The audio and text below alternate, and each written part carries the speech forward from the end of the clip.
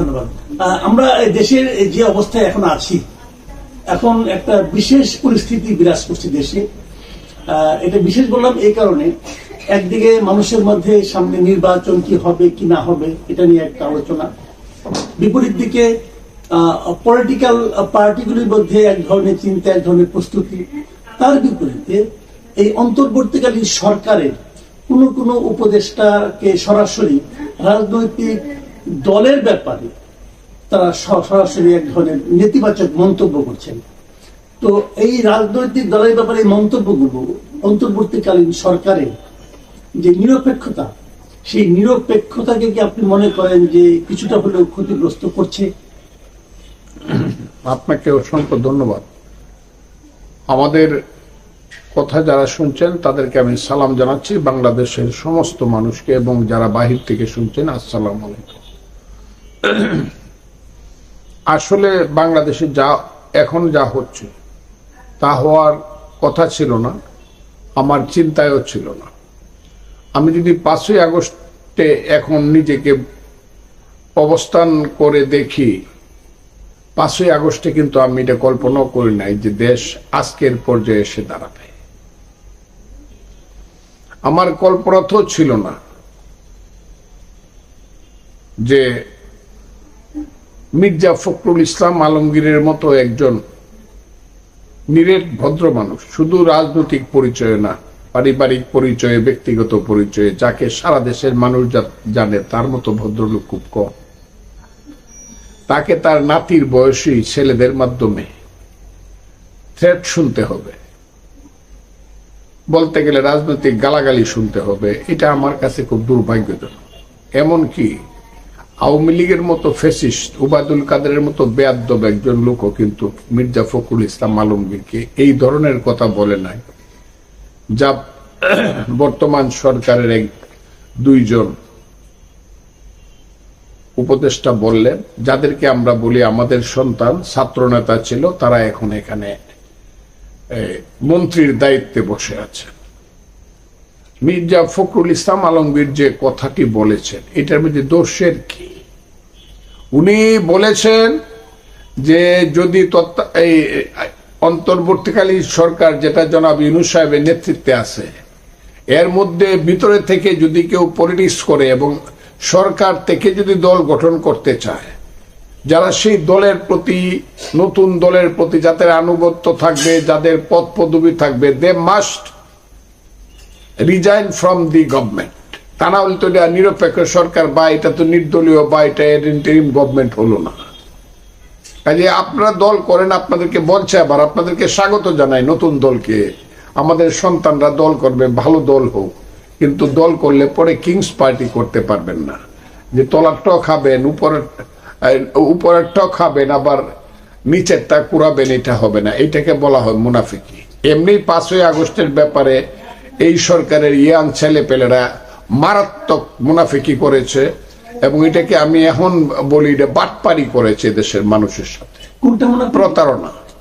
5ই আগস্টে তারা যে কথা বললে মানুষকে তাদের সঙ্গে নিছে, মানুষ হাজারে হাজারে জীবন দিছে, আহত হয়েছে, ছাত্র জনতা যে কারণে গেছে, যে কথার উপরে। আর এখন তারা যে কথা বলছে, যে আন্দোলনের প্রেক্ষাপটে তারা যা করতে চায়, যেমন তারা বলতেছে ইসলামিক ছাত্র শিবির ছিল ওই আন্দোলনের ব্যানগার্ড, যেমন তারা এখন বলতেছে যে বাংলাদেশের সংবিধান বা উত্তরসনে যেটা হলো এটা আমরা কবরে দেয়া দিব, যেমন তারা বাংলাদেশের সমস্ত, আগে বলছে শেখ মুজিবকে অপ্রাসঙ্গিক করে ফেলবো, এখন আবার নতুন করে বলতেছে জিয়াকেও আমরা রাখবো না, জিয়াবাদও আমরা চাই না।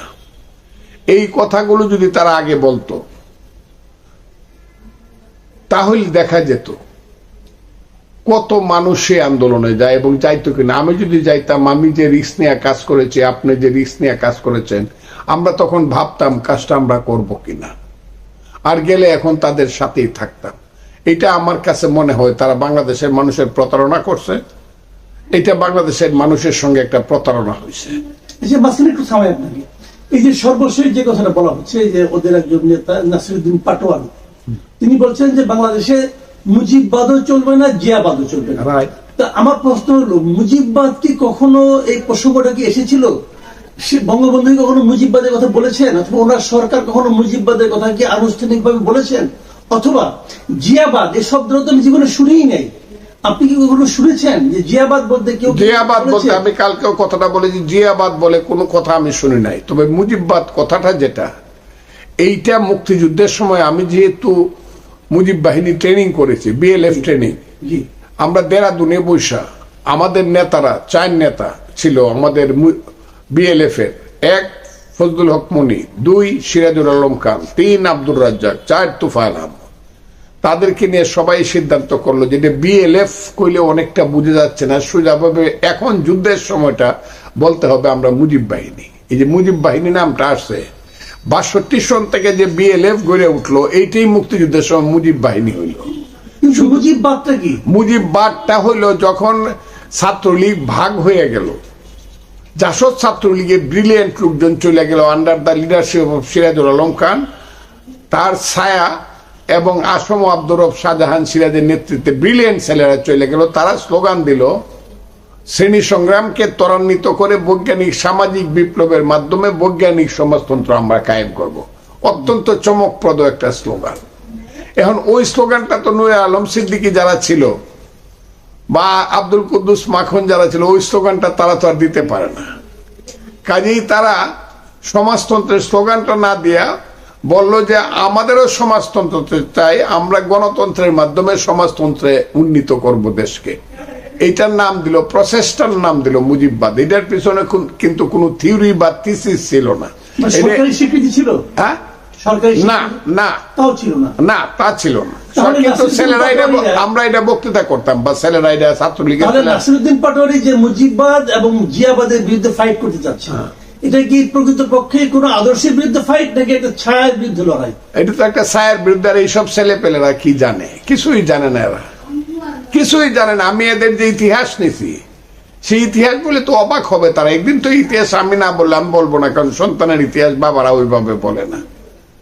আমি এদের যে ইতিহাস জানতেছি, তাদের বাড়ি গড় অমুক তমুক, পুরুষ পূর্বপুরুষ, এগুলা যা জানতেছি, তাদের জনপ্রিয়তা যার যার এলাকাতে, এরা যে কি বলে, আল্লাহ এই গজব কেন এই দেশের মানুষের উপরে দিল আমি বুঝতে পারি না।